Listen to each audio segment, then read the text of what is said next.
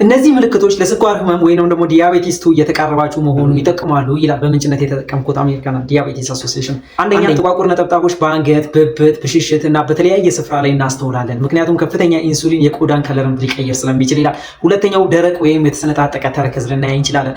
አሁንም ከፍተኛ ኢንሱሊን ቆዳን ስለሚያደርቅና ቶሎ እንዳያገግም በማድረግ ጫና ያለባቸው እንደ ተረከዝ ያሉ አካላቶችን ቀድመው ይሰነጣጠቃሉ ማለት ነው። ሶስተኛ እግርና ቁርጭምጭሚት አካባቢ እብጠት በከፍተኛ ኢንሱሊን ምክንያት ልናስተውል እንችላለን። ምክንያቱም ሰውነታችን በዚህ ምክንያት ሶዲየምና ውሃን ስለሚይዝ ይህም ወደ እግራችን ስለሚወርድ ነው ይላል ያገኘሁት ምንጭ። አራተኛው የምንጠብቀው ምልክት ደግሞ የቦርጭ መጨመር ነው። ኢንሱሊን በባህሪው ቀድሞ ስብን ወደ ሆድ አካባቢ ስለሚያከማች። አምስተኛው ሁልጊዜ እረፍት አደረክም አላደረክም፣ ተኛሽም አልተኛሽም ከፍተኛ ድካምን ማስተዋል የተለመደ ተግባራችን ይሆናል። ስድስተኛው ብዙ ውሃ ብትጠጡም ባትጠጡም ውሃ ጥማት የማይቀር ነገር ሲሆን በተለይ ጣፋጭ መጠጦችን ደግሞ አብዝቶ ይሻል። ሰባተኛው በቀላሉ ለተለያየ ኢንፌክሽን መዳረግ ትጀምራላችሁ። ለምሳሌ የቆዳ፣ የአፍ እንዲሁም የመተንፈሻ አካላት ኢንፌክሽኖችን ከብዙ ጥቂቶች ሊሆኑ ይችላሉ።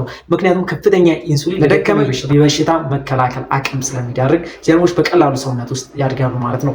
ስምንተኛ በእግርና እጅ አካባቢ የመደንዘዝ መሸምቀቅ እንዲሁም የማቃጠል ስሜትን ማስተዋል ነው። ይህም ነርቮች በኢንሱሊን ብዛት ምክንያት መቆጣት ስለሚጀምሩ ነው። ዘጠነኛ የአይን እይታ መደብዘዝ ይጀምራል። ምክንያቱም የደም ስኳር ሲጨምር የአይን ውስጥ ፈሳሽ ስለሚቀያየር። አስረኛው ከመጠን በላይ ረሃብ ሲሆን በተለይ ጣፋጭና ጨዋማ ምግቦች መሻት ደግሞ በዋነኛነት እናስተውላለን። ምክንያቱም ኢንሱሊን በበላችሁ ቁጥር የምትጠብቁትን ያህል ኢነርጂ እንዳታገኙ ያደርጋል።